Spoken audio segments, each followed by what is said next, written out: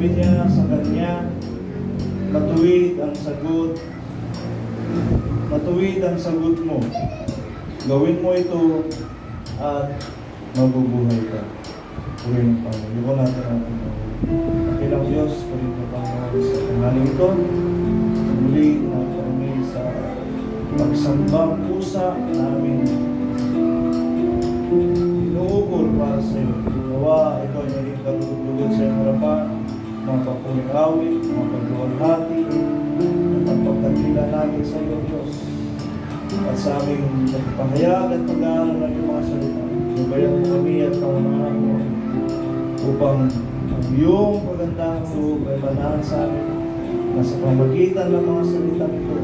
Kami ay mga tuto at mga alam ng kalooban mo upang siya naming gawin at pagsikapang pamuhay upang malugod ka sa bawat isa at maganap o Diyos ang iyong mga salita sapagkat ang salita mo Diyos sa amin ay siyang pinakapagkain ng aming kaluluwa, siya naming kalakasan, siya naming katibayan, at siyang pag-asa sa aming pananampalataya, sa aming pagkakatiwala sa iyo, Panginoon.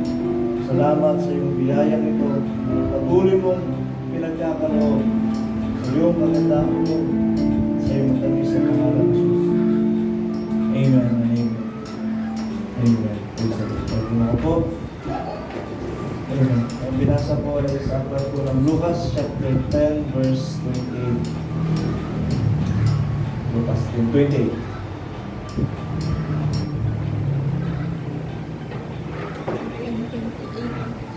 28. Ang maganda rin yan. Sige, basahin muna natin. Ngayon pa yung huwag ninyo ikagalak ito na ang mga espiritu ay nagsusuko sa inyo. Hindi ito ang inyong ikagalak. Hindi inyong ikagalak na nangasusulat ang inyong mga pangalan sa langit. Ganda, no? Ganda. Kaya, amen. Pwede ng Panginoon. Magandang pahayag. Magandang pahayag. Magalang tayo kung ating pangalan ay nakasulat sa langit. Okay, 28. Ito ang ating magpapahayag. At sinabi niya sa kanya, matuwid ang sagot mo, gawin mo ito at mabubuhay ka. Amen. Matuwid ang sagot mo, gawin mo ito at mabubuhay ka. Purihin ang Panginoon. Kaya ang pagiging matuwid sa harap ng Diyos ay nakalulugod. Amen? Ito ang nais ng Panginoon. Ito ang gusto ng Panginoon sa bawat isa sa atin. Kaya nga nung gugunawin ng Diyos ang lupa sa panahon ni Noah, ano ang ginawa niya? Naghanap siya ng taong matuwid.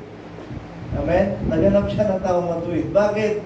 Ang taong matuwid ay siyang kinakausap ng Diyos at siyang pinagkakatiwalaan ng Diyos. Sinong nakita niya? Nakita niya si Noah. Amen? Nakita niya ang taong matuwid na si Noah. At ano ang nangyari? Kinausap siya ng Diyos at pinagbilinan siya na ang mga bagay na ito ay darating sa sanlibutan at ito ang kinakailangan gawin ni Noah upang siya ay maligtas. Amen. So, sa katuwiran tayo ngayon, nakasulat sa Hebrew 11:8.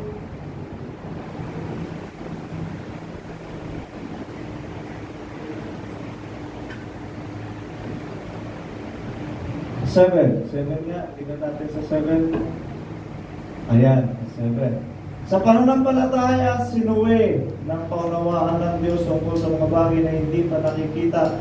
Dala ng pananatakot ay naghanda ng isang taong sa kaliligtas ng kanyang sambahayan na sa pamagitan nito ay hinatulan niya ang sanglibutan at naging tagapagmana ng katuwiran na ayon sa pananampalataya. Ito si Noe.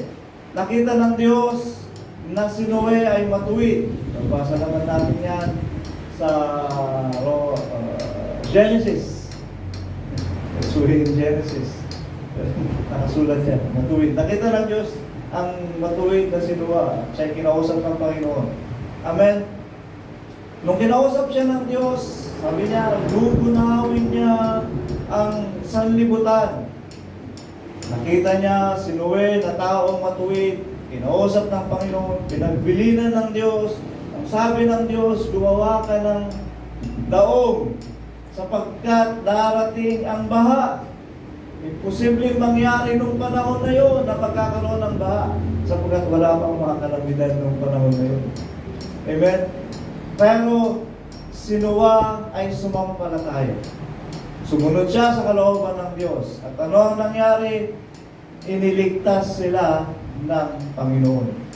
Nung panahon na yun, ilan lang sila naligtas? 8. Pag-asawang Noah at yung 3 anak ni Noe. Sino ang 3 anak ni Noe? Hindi niya nakilala. Shem, Cham, Japhet, na may mga Shem, Cham, Japhet, na may mga asawa din. Amen? Sila lang 8 ang naligtas. Amen? So may mga kaugnayan ito sa mga panahon ngayon. Pero hindi tayo doon. Hindi tayo doon. May mga shadow. Amen? Kita nyo, ginunaw ng Diyos ang sanlibutan kasi nga nagsisi siya. Bakit niya nilikha ang tao?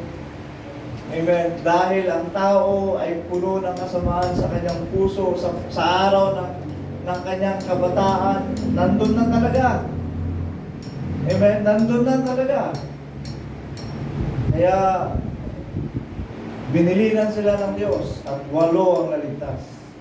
Amen? Nung ginunaw ng Diyos ang tao, sa unang pagkakataon, o sanlibutan, sa unang pagkakataon, may natira.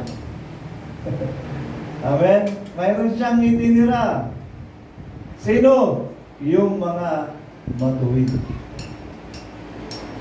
Amen? Yung mga taong matuwid na kung saan si Noe ay sumampalatayang may Diyos. Amen? Sapagkat na dumaloy sa kanilang angkan, sa kanilang lahi, yung pagkilala sa Diyos. Na sila ay naniniwalang may Diyos.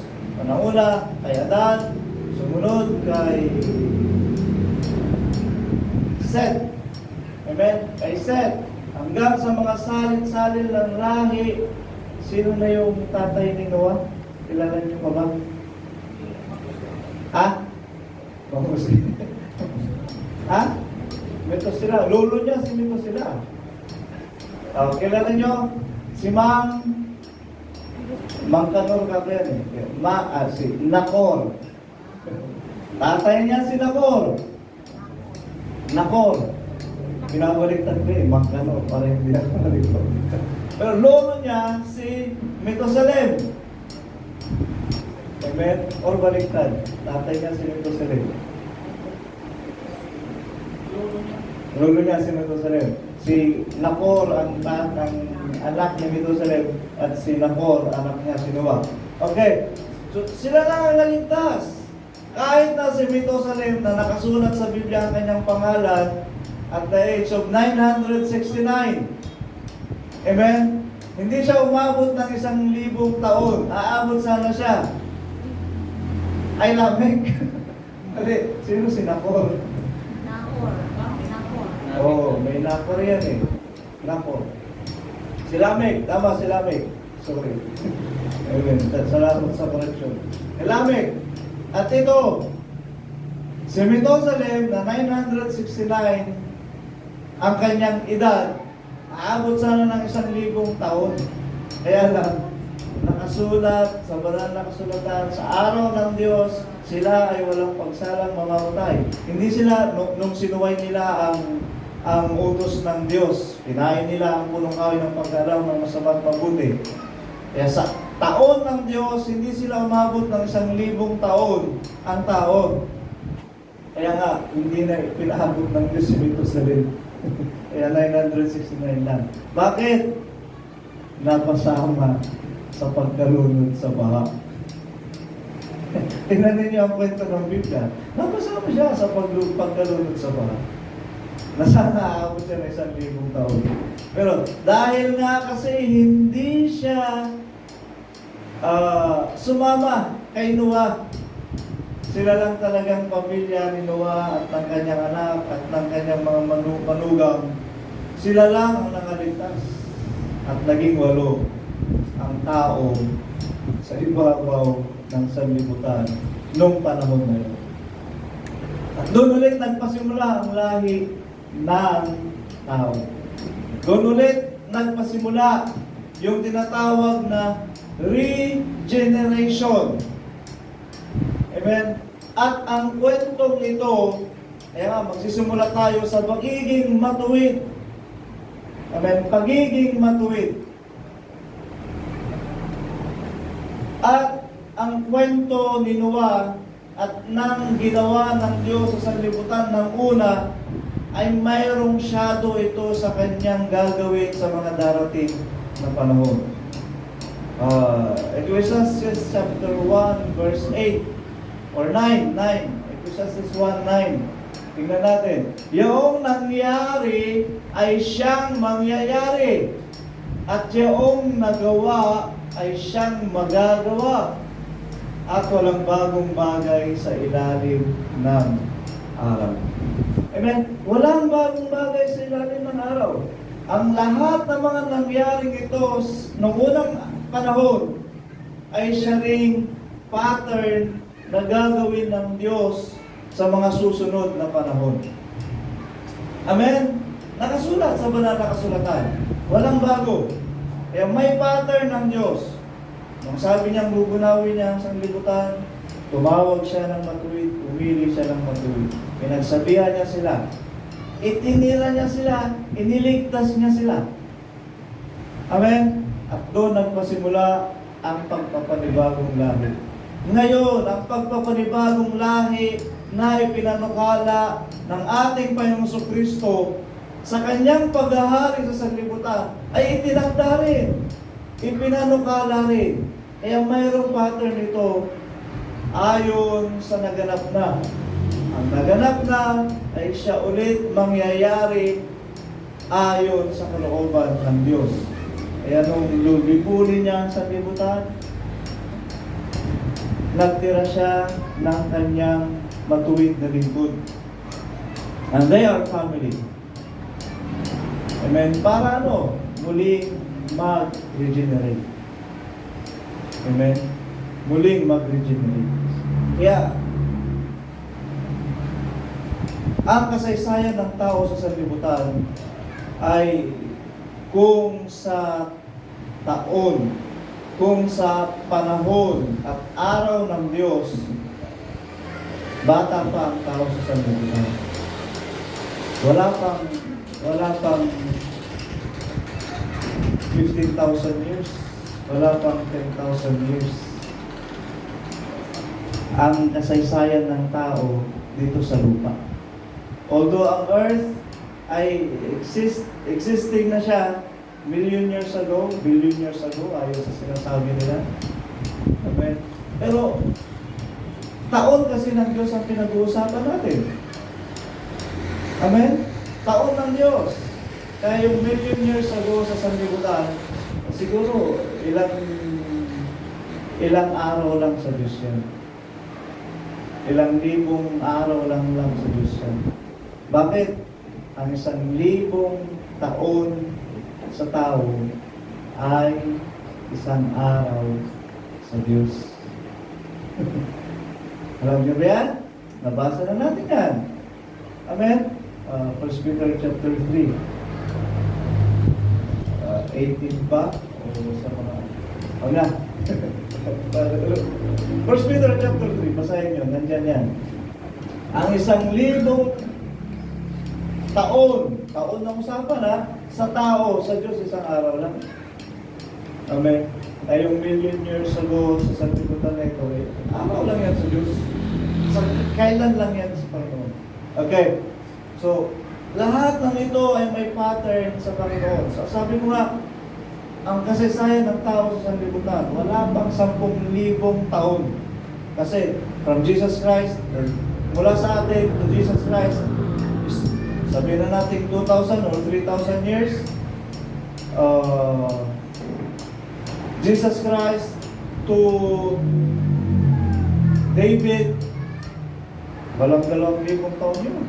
Kasi ilang generasyon lang. 14 generation. 14 generation. Amen? So, wala pa.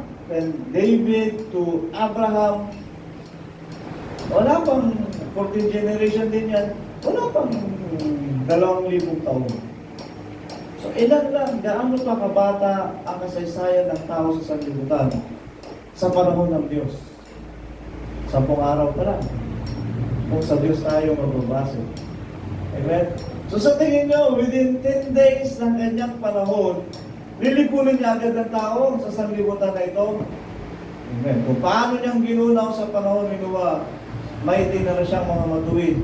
Ganon din sa panahon na ito na nakasulat sa Biblia na magugunaw ang sanlibutan, ngunit siya ay magliligtas ng mga matuwid.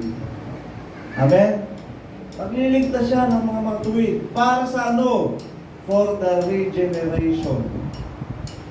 Regeneration. Matthew 19:28.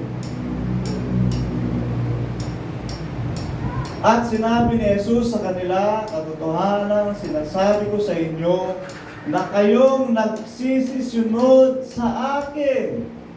Mga nagsisisunod sa Panginoon. Okay, ito. Sa pagbabagong lahi, pagka uupo na ang anak ng tao sa luklukan ng kanyang kaluwalhatian, siniyan ang ating Panginoong Kristo. Kayo na may magsisiupo sa 12 luklukan upang magsiupo sa 12 angkan ng Israel. Amen. So, mayroong regeneration. Tingnan mo nga sa English yan. Ayan. And Jesus said unto them, verily I say unto you, that ye which have followed me in the regeneration, when the Son of Man shall sit in the throne of His glory. Pag-upo ng ating Panginoon sa luklukan ng kanyang kaluwalhatian, saan yan?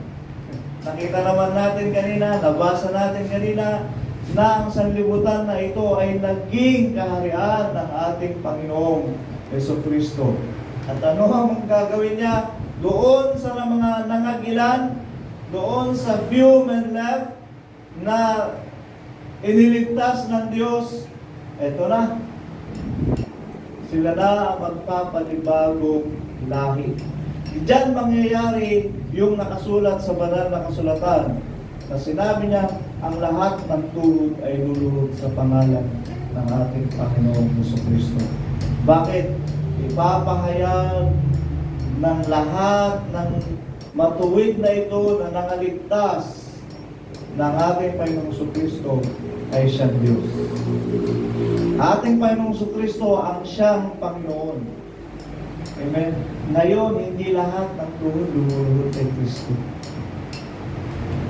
Maraming tuhod ngayon ang lumuluhod sa ibang mga Diyos. Mangyayari lamang ang nakasulat na lahat ng tuhod ay luluhod sa ating Panginoong Jesucristo. Lilipulin muna niya yung mga hindi mananampalataya sa Kanya. At ititira niya ang matuwid. At sa pagbabagong lahi, isang bagong aral, isang bagong turo, isang nagkakaisang komunidad, isang nagkakaisang pananampalataya ang iiral at lahat na ay mananamba sa ating Panginoong Jesucristo. Wala nang mananamba kay Buddha sa araw na yun. Bakit? Mangyayari yung nakasulat eh. Ang lahat ng tuhod ay luluhod kay Kristo. Hindi sa iba. Ngayon maraming lumuluhod pa kung kani-kanino. Maraming sumasamba sa iba't ibang Diyos. Doon nagalit ang Panginoon. Ay sabi niya, lilipulin niya ang sanlibutan, lilipulin niya ang tao. At Ititira niya ang matuwid na kung saan sila ang magpapalaganap ulit. Sila ang magpapalaganap ng ng aral na may isang Diyos. Sila ang magtuturo ng katuruan ng ating Panginoong Jesucristo ay siyang Diyos. Amen. At sila ang magpaparami ng mga mananamba sa Diyos. Nawalagi ba ang ating Panginoong Jesucristo? Dito natin nabuo ang mga pag-aaral na ito na kung saan ang ating Panginoong Jesucristo ay bababa hindi upang mamasyal lang at aalis agad sapagkat wawasakin niya lang din ang sanlibutan na ito. Hindi. Bababa ang ating Panginoong Jesucristo sa sanlibutan na ito upang siyang maghahari. Amen. Nakasulat din yan sa Daniel. Daniel chapter 2, Daniel chapter 7, Daniel chapter 11. Amen. Na ang kaharian ng Panginoong Jesucristo sa araw na iyon ay siyang magiging magpawalang hanggan, unshakable, sabi ng Bible, unbreakable.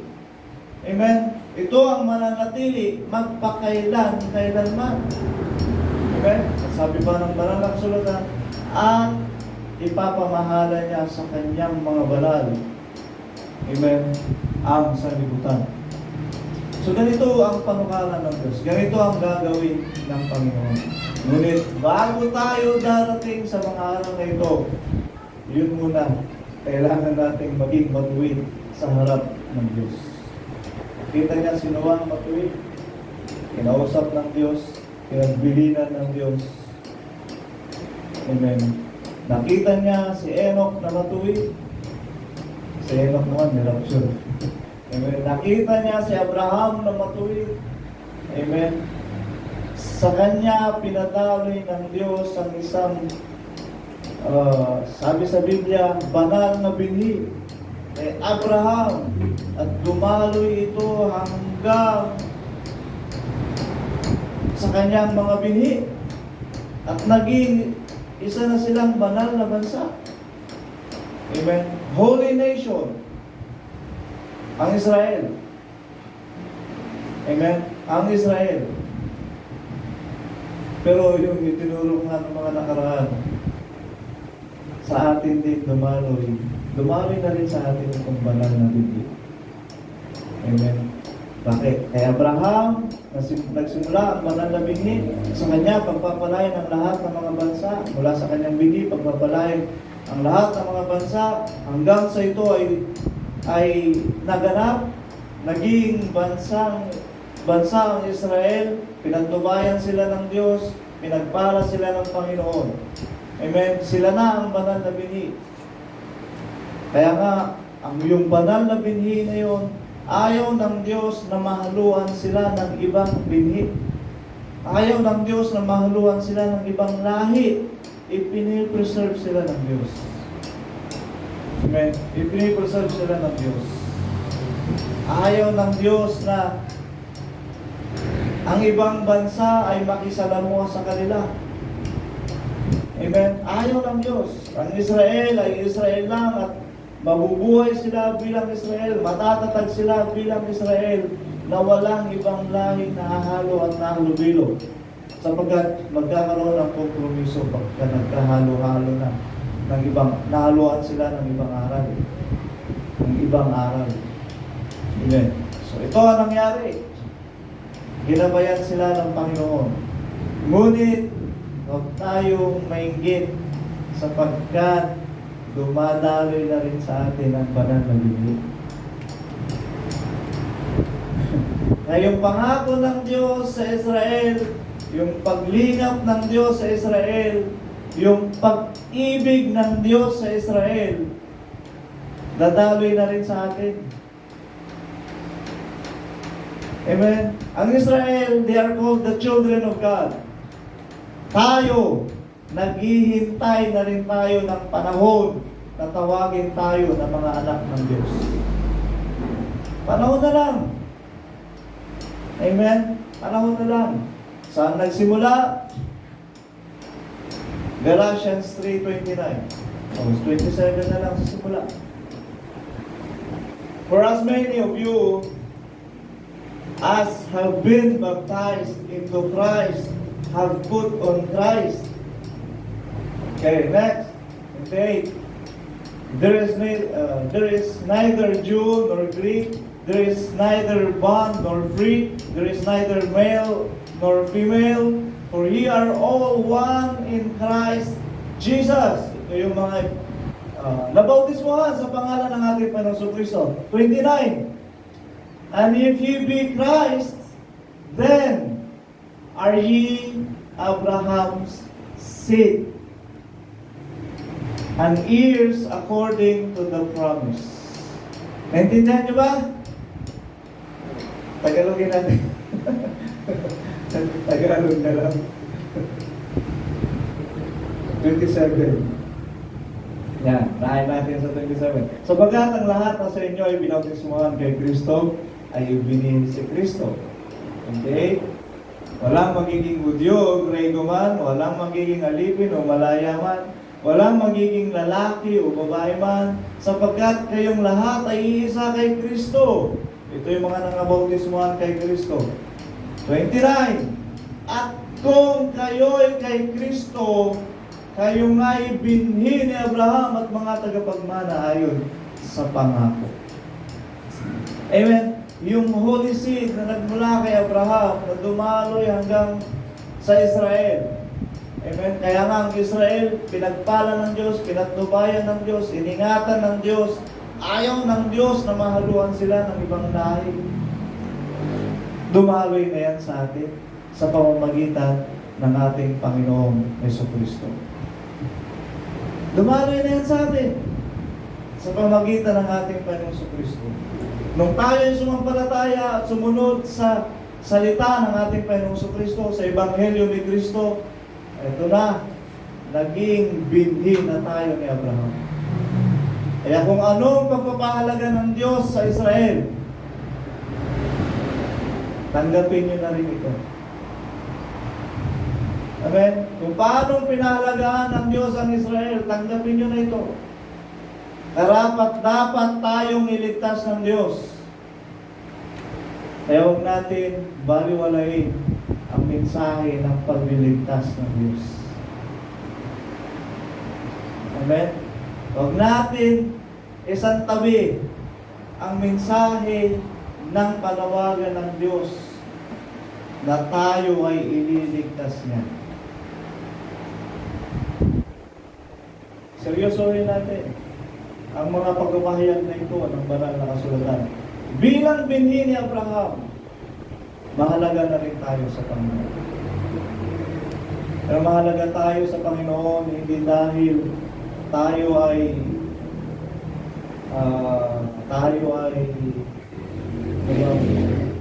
wala naman tayong pagmamalaki. Sige, naging mahalaga tayo sa Panginoon dahil tumalima tayo sa Ebanghelyo ng ating Panginoong Jesucristo. At ito ang katuwiran para sa Diyos. Ang ating pananampalataya sa ating Panginoong Jesucristo ay naging matuwid sa harap ng Panginoon. Na kung paanong si Abraham sa kanyang pananampalataya, siya ay naging katuwiran sa Diyos. Amen? Naging katuwiran sa Diyos ang pananampalataya ni Abraham. Kung kaya pinagpala siya ng Panginoon. Sabi nga ng Biblia, he is a man after God's own heart. Sa kanyang pagiging masunurin, siya ay pinatnubayan ng Espiritu ng Panginoon. At kung tayo ay binhi ni Abraham, ang sabi ng Biblia, ay mga tagapagmana ayon sa pangako. Ang pangako ito ng Panginoon. Okay, kanina may nabasa din tayong pamana. Yung Ephesians 1:13. Okay? Ephesians 1:13, nasa kanya, kaya naman, asa 14. Ayan, na siyang patutuo sa ating mana hanggang sa katutubos ang ating sariling sariling pag-aari ng Diyos ay mapupuri ng kanyang kalawalhatian. 18, tingnan na natin sa 18. Yamang naliwanagan ng mga mata ng inyong puso upang malaman ninyo kung ano ang pag-asa sa kanyang pagtawag, kung ano ang mga kayamanan ng kalawalhatian ng kanyang pamana sa mga banal. Amen. Mayroon siyang pamana sa mga banal. At ito ang pangako ng Diyos. Amen. Sa mga matuwid, pangako ng Diyos sa mga naglingkod ng may katapatan sa Panginoon. Bibigyan niya sila ng isang kayamanan ng kalawalhatian. Ito ang kanyang pamana sa mga banal. Kalawalhatian, ito ang pamana niya sa bawat isa. Ito ang pamana niya para sa mga nagsisipagtagumpay. Okay. Kung babasahin natin ang Revelation, ang dami niyang sinabi doon sa mga magsisipagtagumpay. Ang mga magsisipagtagumpay ay pakakanin niya ng punong kahoy ng buhay. Amen? Magkakaroon sila ng karapatan na kumain sa punong kahoy ng buhay. Ano kaya ang dala ng punong kahoy ng buhay? Amen. Sabi pa ng Biblia, yung punong kahoy ng buhay na yun ay namumunga ng 12 klase sa loob ng isang taon. Amen. Marami pa. Okay. Isa pa. Sa mga magsisipagtagumpay ay kasama nating uupo sa luklukan ang Panginoon sa kanyang luklukan. Ang dami pa ang pangako sa mga magsisipagtagumpay. Revelation, ang dami niyan. Ang dami pinagkaloob niya. Amen. Na magmamanahin ang kanyang mga banal. Ayun. Isa pa sa mga ipagkakaloob niya sa mga magsisipagtagumpay ay tatanggapin natin ang gantimpala. 22:11 ng Revelation.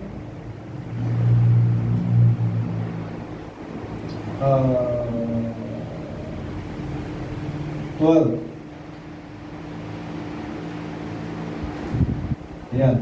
Narito ako'y madaling pumaparito at ang aking gantimpala ay nasa akin upang bigyan ng kagantihan ng bawat isa ayon sa kanyang mga gawa. We will have our reward. At ang reward na ibibigay sa atin ng Diyos ay ayon sa ating mga pagpapagal. Ayon sa ating mga pagpapagal. Pero sabi ko sa mga pagtuturo ko ng mga nakaraan, dagdagan pa natin ang ating pagsisikap, dagdagan pa natin ang ating mga pagpapagal, dagdagan pa natin ang ating mga gawaing paglilingkod sa ubasan ng Panginoon para naman madagdagan yung reward sa atin ng Diyos. Amen. Madagdagan yung nakahandang ipagkakaloob sa atin ng Panginoon. Sapagkat ang sino mang masumpungan ng Diyos na gayon ang ginagawa ayon sa pagtawag sa Kanya ng Panginoon, bibigyan ng Diyos ng kapamahalaan. Ipagkakatiwala niya ang lahat niyang pag-aari sa atin ng Biblia. Amen? Ibibigay niya ang pamamahala para sa Kanyang mga lingkod na nagsipagtagumpay. Ibibigay niya ang pamamahala sa Kanyang mga lingkod na nagsisunod sa Kanya. Amen? Sumunod sa Kanya sa lahat ng uri ng paglilingkod na kanilang ginawa. Amen? Nagagantihan sila ng Panginoon. Ito ang nakatakdang ipagkaloob sa atin ng Diyos. Matthew 24 verse 44.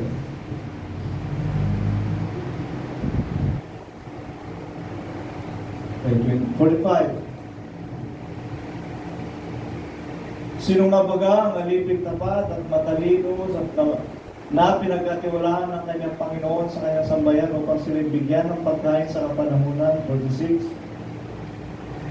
Mapalad yung alipig kung dumating ang kanyang Panginoon ay maratnan siyang gayon ang kanyang ginagawa. Okay?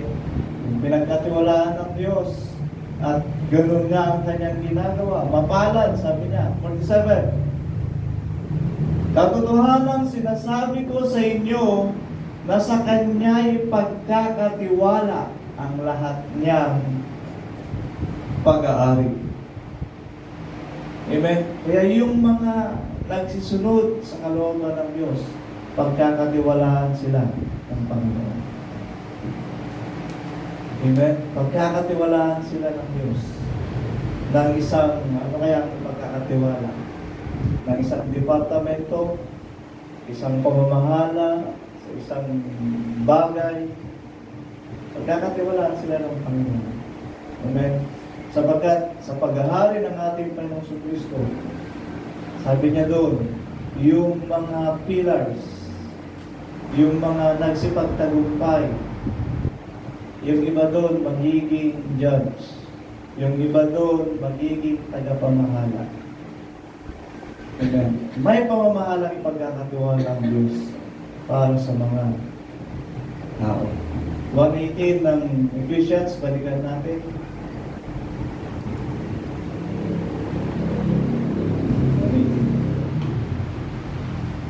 Yamang naliwanagan ang mga mata ng inyong puso upang malaman ninyo kung ano ang pag-asa sa kanyang pagtawag, kung ano ang mga kayamanan ng kaluwalhatian ng kanyang pamana sa mga banal.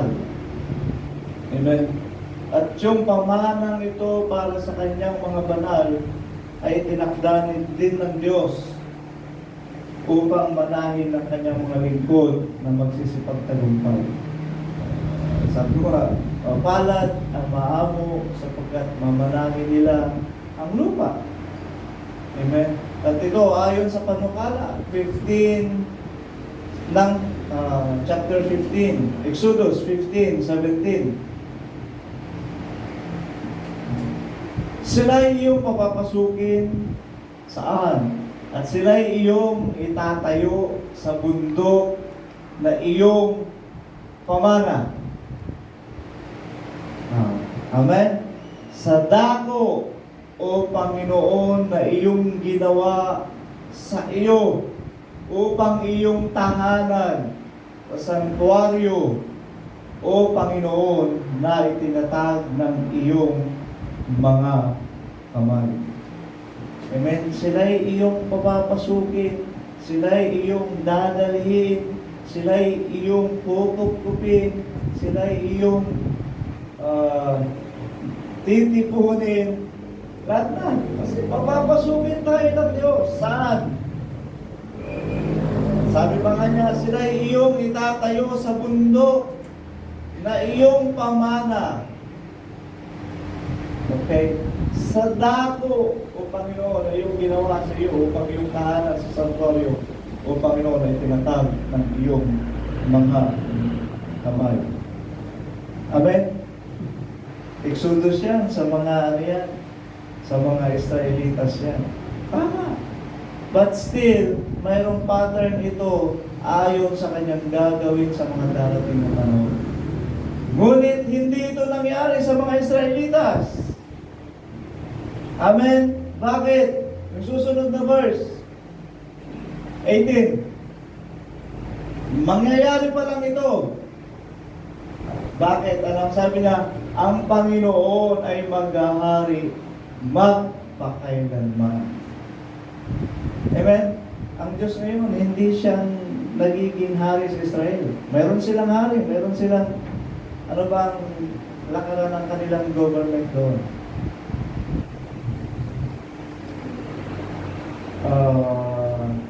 Anong government ng Israel? Sa atin, demokrasy, di ba? Sila, prime minister sila eh. Amen. Pero dito, ang Panginoon ay maghahari magpakailanman. Amen. Hindi pa naghahari magpakailanman ang Panginoon sa Israel. Although, kasi nga, ang Diyos gusto niya siya ang maging hari sa Israel, siya lang ang kikilalanin. Pero humingi ang Israel ng kanilang hari. Namunit ang mga Israelitas ng hari na ibigay sa kanila ng Panginoon. Ayaw sana ng Diyos. Makulit lang ang Israel. Binigyan sila ng hari. Tao na naging hari sa kanila. At dito ang gusto ng Diyos, sa panahon darating, sa lugar na kanyang itinakda, na kung saan dinala niya ang kanyang mga lingkod na matuwid, doon siya maghahari magpakailanman. Amen? Walang ibang hari, siya lang. At magpakailanman siyang maghahari para sa kanyang mga lingkod. Ito ang pamana ng Diyos sa kanyang mga lingkod na matuwid na magtatagumpay. Amen? Sa ating mga pananampalataya at sa ating mga gagawin. 10:28 ng Lucas, balikan natin. At sinabi niya sa kanya, matuwid ang sagot mo, gawin mo ito at mabubuhay ka. Nakuha natin kung ano ibig sabihin ng mabubuhay ka. Matuwid ang sagot mo, gawin mo. Amen? Ipamuhay mo. Kasi minsan, bilang, halimbawa, lumapit sa iyong kaibigan, humingi ng payo. Minsan, magaling tayo magbigay ng payo. Maganda yung payong binibigay natin. Kaya lang, minsan, tayo mismo, yung ipinapayo natin, hindi natin nagagawa. Diba? Mas magaling magsalita. Mas madali magsalita eh. Kaya lang, mahirap isagawa. Amen. Yung kaibigan mo, kaya kapitbahay mo, may kaaway. Ang sabi ng Biblia, mahalin mo ang kaaway mo. Diba? Tayo natin sa kanila. Kung ikaw kaya may kaaway, kaya mo ba ibigin ang kaaway mo? Amen? Matuwid ang payo ng Biblia. Matuwid ito. Pero mas magkakaroon ito ng kahulugan sa atin kung ipamumuhay natin. Kung gagawin natin at pangyayarihin natin. Amen? Sabi ng Biblia, mayroong hihingi ng payo. Mayroon siyang kasabahan ng loob. Ayaw niya magsimba kasi nga nakikita niya lang. Masama ang damdamin niya habang nakikita niya. Ano ang payo ng Biblia? Bago ka magsimba, makipag-ayos ka. Makipag-ayos ka. Ang daling ipayo, madaling sabihin. Pero kung ikaw yung nasa ganung sitwasyon, mahirap. Amen? Minsan, sige, service na lang. Kung service, makita mo man yung kagalit mo. Bahala na. Walang pansinan. Walang pansinan. Isnaban na lang. Walang kibuhan. Madali magsabi. Madali magpayo.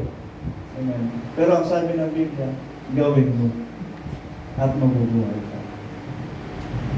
Gawin mo at mabubuhay ka. Sa ating mga kapatid, pinapayuhan tayo ng Biblia na anumang matuwid na alam natin, gawin natin. Amen. Hindi lang sa salita, ipamuhay natin. Hindi lang sa paningin ng mga tao. Kahit wala tayo sa harap ng mga tao, gawin natin. Amen. Para doon tayo kalugdan ng Panginoon.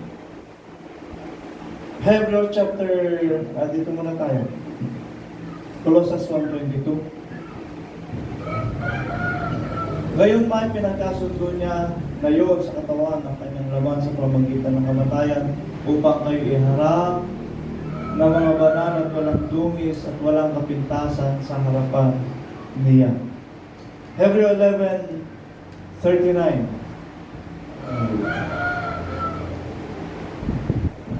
Ang lahat ng mga ito nang sila'y mapatotohanan na dahil sa kanilang pananampalataya ay hindi kinamtan ang pangako.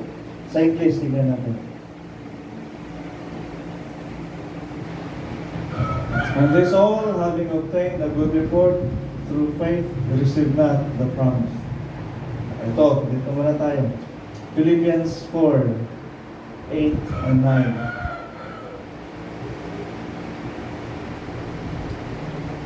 Tagalog na lang. Katapos-tapusan mga kapatid, anong bagay na katotohanan, anong bagay na kagalang-galang, anong bagay na matuwid, anong bagay na malinis, anong bagay na kaibig-ibig, anong bagay na mabuting ulat, kung mayon mang kagalingan at kung mayon mang kapurihan, ay isipin ninyo ang mga bagay na ito. Amen? So, mayroong kasabihan ngayon yung mga teki, sabi nila, think before you click. Nauna na ang Biblia. Isipin mo muna bago ka magsalita. Isipin mo muna ang mga bagay na mabuti. Isipin mo muna ang mga bagay na kagalang-galang. Isipin mo muna ang bagay na matuwid, anong bagay na malinis, anong bagay na kaibig-ibig, anong bagay na magaling. Nawala na ang Biblia. Isipin mo muna bago ka magsalita. Para hindi ka makatisod ng iyong kapwa. Isipin mo muna bago ka gumawa. Amen? Para ang iyong sarili ay mapagtibay mo na ayon ka sa kalooban ng Diyos. Isipin muna natin ang mga bagay na ito. Amen? Bago tayo bumilos, bago tayo gumawa, bago tayo magsalita, bago natin gawin ang isang bagay, pause ka muna.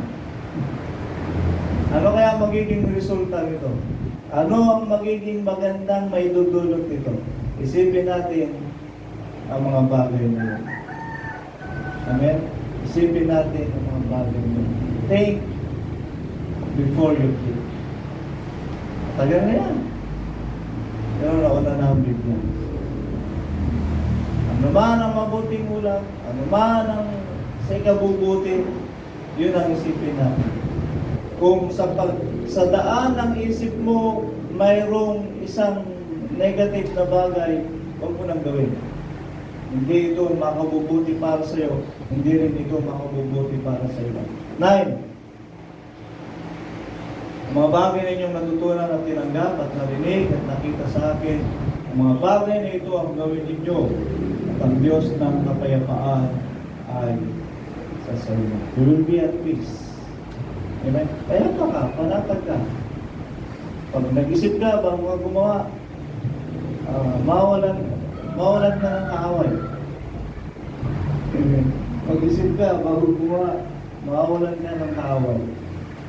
Gawin natin kung ano ang dapat, nararapat, at kinakailangan para sa ating mga paglilingkod. Ito na, Hebrew 11:39. 11:39. Ang lahat ng mga ito, nang sila ay mapatutuhanan na dahil sa kanilang pananampalataya, ay hindi kinamtan ang pangako. Sa English, and this all having obtained a good report through faith. Amen? Yung mga mananampalataya, patuloy silang gumagawa ng mabuting bagay. At inaani nila ang mabuting bagay na kanilang ginawa sa pamamagitan ng pananampalataya. Kaya maghasik lang tayo ng mabuting bagay. Hasik lang. Gawa lang ng mabuti, gawa lang ng mabuti. Yung ginagawa ko ng mabuti, masungit pa rin. Sige lang. Pagtsagahan mo lang. Walang matigas na, tama ba? Walang matigas na tinapay sa mainit na kape. Sige lang. Bigyan mo lang ng ulo. Masungit pa rin. Bigyan mo lang ng ano. Lalambot din yan. Amen. Magsasawa din yan. Magsasawa din yan. Gagantihan mo ng masama, ay, mas masama yun sa'yo, sasabihin ko sa'yo. Kasi mabuti ng ginagawa mo, pinapalitan niya ng masama. Gawan mo ng masama, mas masama yun. Pakababa ka na lang. Gawan mo na lang lagi ng mabuti. Gawan mo na lang lagi ng mabuti. Hindi kawawa naman ako. Hindi. Tinuturuan tayo ng Diyos sa magpapakababa at tinuturuan tayo ng Diyos sa pagtitiis. Amen. Sa pagtitiis. Okay. And this all having obtained a good report through faith. At gawa lang tayong mabuting bagay sa pananampalataya. Kahit na hindi natin alam kung ano ang bukas. Amen. Gawa lang tayo ng mabuting bagay sa pananampalataya. Amen. Pero dito, kasi yung mga nasa Hebrew 11, sila yung mga nasa pananampalataya, pero hindi nila kinamtan ang mga pangakong ito na inihanda ng Diyos. Amen? Ang pagkabuhay na muli. Yung mga nauna sa pananampalataya, andun pa rin sila, tulog. Amen? Hindi nila kinamtan. Maging ang Israelitas. Ang sabi ng Biblia, sila pa rin ay naghihintay ng lupang pangako na sabi nila ang nagtatag ay ang Diyos at hindi ito gawa ng kamay. Ano hinihintay nila? Yung sa langit. Amen? Pero hindi pa nila tinanggap. Bakit? May kapanahunan. Pero kahit na hindi nila tinanggap ang pangako o sabihin na natin hindi nila matatanggap ang pangakong yon at the moment na gawin nila ang mabuti, sila pa rin ay patuloy na gumagawa ng mabuti.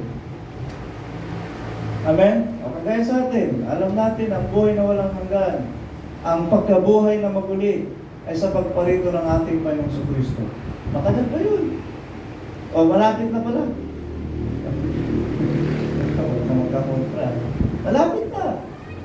Pero yung mga nauna sa atin, sila Apostol Pablo, matagal na nilang inaasahan ang pagkabuhay na maguli. Ngunit hindi nila tinanggap ang pagkabuhay na maguli nung sila ay mamatay. Alam nila na maghihintay sila ng panahon para sa pagkabuhay na maguli. Pero hindi sila nangimagot sa paggawa ng mabuti. Ganon din sa atin, ang paglilingkod natin sa katuwiran, sa pagganap ng kabanalan, at sa kapayapaan at kapanatagan. Ngayon, kung hindi man natin tatanggapin bukas ang ating pananampalataya, kailan tayo mananampalataya at kailan tayo gagawa ng mabuti?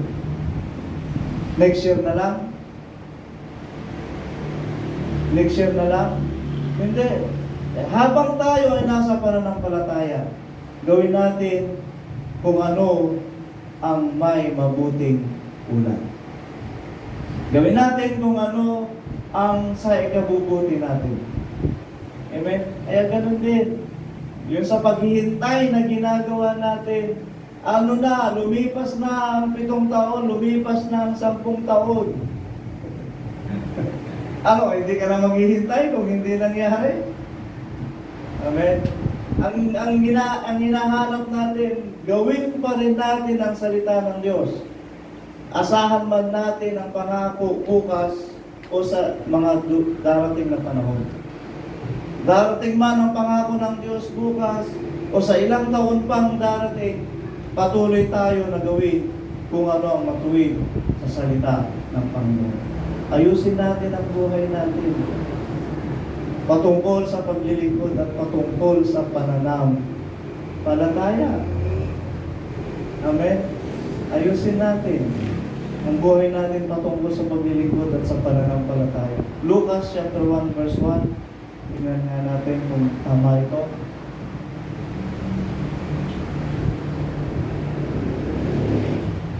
Okay. Tagalog. Yamang marami ang nagpilit mag-ayos ng isang kasaysayan o mga bagay na naganap sa gitna natin. Buti pa sila, inaayos nila ang kanilang sarili. Amen? Gawin din natin. Ayusin natin ang kwento ng ating buhay sa pananampalataya. Amen? Gawin ang mabuti.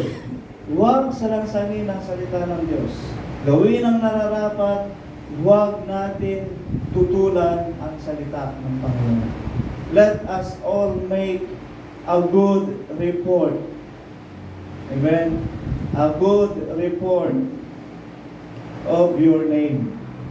Bigyan nyo ng dignidad naman yung inyong pangalan pagdating sa pananampalataya sa harapan ng Diyos. Amen? Amen? Yung may pangalang Marites, huwag niyong ayunan yung kahulugan ng Marites ngayon. Amen? Kasi Marites nga, Mari, anong latest? Huwag niyo, palitan din niyo ang kahulugan ng pangalan yun. Kasi binansagan nila ng ganung bagay. Palitan niyo ng ibang kahulugan. Isusulat sa banal na kasulatan o sa aklat sa langit, isusulat doon. Marites na naging tapat sa paglilingkod. Mas maganda. Amen? Marisol na naging matibay sa kanyang pananampalataya. Hindi naging maring sulsol. Bigyan natin ng magandang kasaysayan ang ating pangalan sa harap ng Panginoon. Ayusin natin. Yamang marami ang nagpilit mag-ayos ng isang kasaysayan. Amen? Ang kasaysayan ng kwento natin ay sikapin natin na maging mabuting ulat sa harap ng Panginoon. Amen? Maging mabuting ulat sa harap ng Panginoon. Maganda kung may sulat ang pangalan natin sa aklat ng buhay. Amen? At nakita ng Diyos si Juan na matuwid sa harap ng Diyos. Amen? Na masipag sa kabanalan, masipag sa katuwiran. Dahil ang matuwid ay may gantimpala sa Diyos. Proverbs 11:6. Ang katuwiran ng mga matuwid ay magliligtas. Tanyo? Kaya yung payo ng mga taong matuwid, pakinggan nyo. Maliligtas kayo. Yung payo ng taong matuwid. Ngunit silang gumagawang may karayaan ay maladakip sa kanilang sariling kasamaan. Okay, matuwid na bagay. Verse 8. Ang matuwid ay naliligtas sa kabagabagan. Amen? Ulit. Iba naman ito. Yung kanina, yung katuwiran ng matuwid ay nagliligtas. So yung payo niya, pwede kang maligtas. Pakinggan mo yun. Ito naman, yung taong matuwid. Ang taong matuwid naman ay naliligtas sa kabagabagan. Naliligtas ka. Ililigtas ka nung matuwid na pag-iisip mo, yung katuwiran mo na ayon sa salita ng Diyos, ililigtas ka nun sa kabagabagan. Hindi ka magkakaroon ng kagalit, hindi magkakaroon ng away, hindi ka magkakaroon ng kasamaan ng loob. Amen? Lahat gustong-gusto kang lapitan. 21. Ito ang maganda.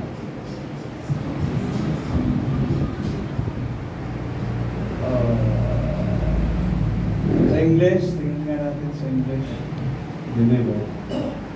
Though hand joined in hand, the wicked shall not be admonished, but the seed of the righteous shall be delivered. Amen? Ito na, binhi ng matuwid. Hindi lang yung isang matuwid. Mag-anak na to. Amen ba? Mag-anak na. Hindi lang yung isang matuwid. Kaya salamat sa mga magulang na nagsisikap sa katuwiran, na gumagawa lagi sa katuwiran ng Diyos. Dahil maakay mo ang mga anak mo, madadala mo ang mga anak mo sa paggawa ng matuwid. At ang sabi ng Biblia, maliligtas ang mga binhi ng matuwid. Amen. Kaya nga, sa katuwiran, dinala tayo ng Diyos sa Kanyang kaganapan ng mga salita at ililigtas ng Diyos ang binhi ng mga matuwid. Ililigtas sila ng Panginoon. Ipipreserve sila ng Diyos. Tutubusin sila ng Panginoon. Amen? Ulitin ko. But the seed of the righteous shall be delivered. Liligtas tayo ng Panginoon.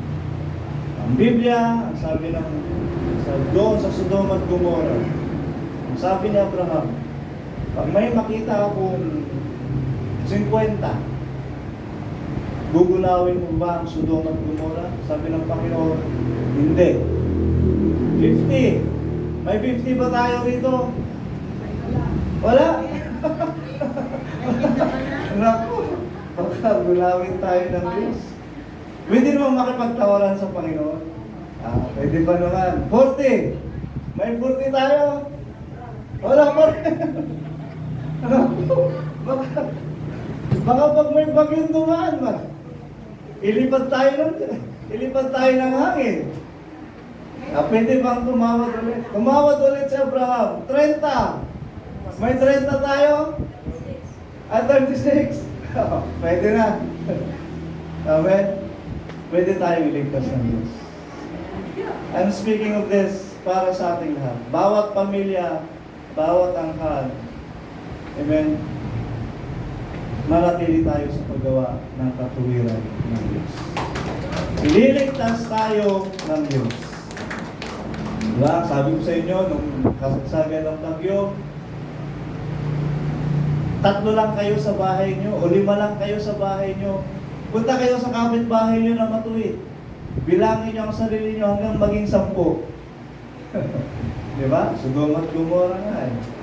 Tumawad si Abraham hanggang 10. Panginoon, kung may 10, ililigtas mo ba? Ay, hindi mo ba gugunawin? Sige, sabi ng Panginoon. Huling tawad, 10. Walang 10 eh. Walang 10. Sabi ko na kanaan, kasagsagan ng bagyo, 5 lang kayo sa bahay nyo. Punta kayo sa kapitbahay nyo na matuwid din. 5. O, kung 2 lang sila, maghanap kayo ulit ng kasama hanggang buhay nyo ang sarili nyo na maging 10. Ililigtas tayo ng Diyos. Ililigtas kayo ng Panginoon. Ay ngayon, kung kulang kayo sa 10, wala kayong mapuntahang iba, aralan nyo ang pamilya nyo na maging matuwid. Yun ang dapat. Aralan ninyo ang pamilya ninyo na maging matuwid. Kaya tayo, tinitipon ng Diyos ang mga matutuwid upang may dahilan ang Panginoon para iligtas tayo. Tinitipon ng Diyos ang kanyang mga lingkod para may dahilan ng Diyos. Nakupkupin tayo at iligtas tayo sa isang tao. Ay po yun ang Panginoon. Tayo po yung tayo ng ito.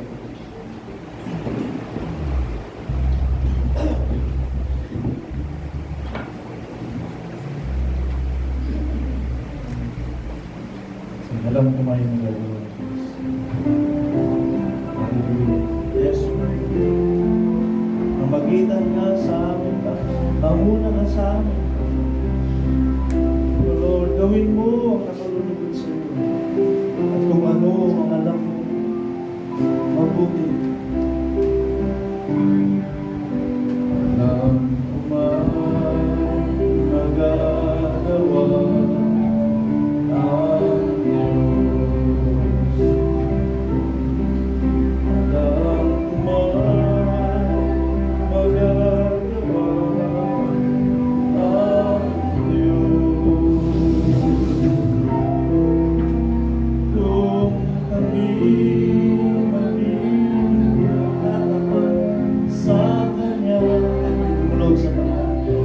Mabanal po rin o Diyos sa pangalan mo. Salamat po sa paumunan mo sa amin.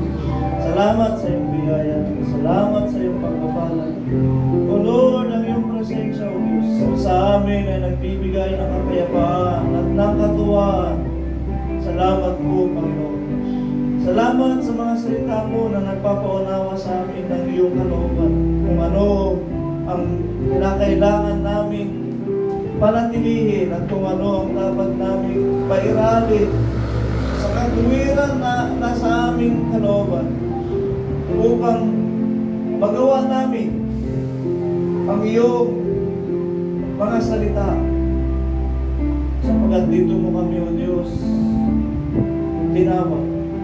At ito rin ang ipangahatol mo sa amin kung anong salita ang aming naganap.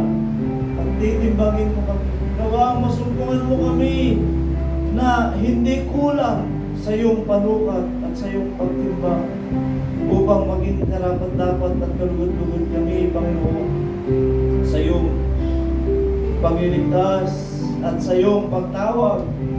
Nariin mo kami ganap sa paglilingkod na ito. Ang salita mo nawa ang palaging mamagitan sa amin na siya, O Diyos, ang aming maging katuwiran.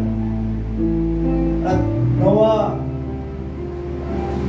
may sa katuparan namin at maganap namin ang mga katuwiran na ito upang masungkuhan mo kaming matuwid sa iyong harapan. Ang matuwid ay siya mong kinalulugan. Ang matuwid ay siya mong pinagkakatiwalaan.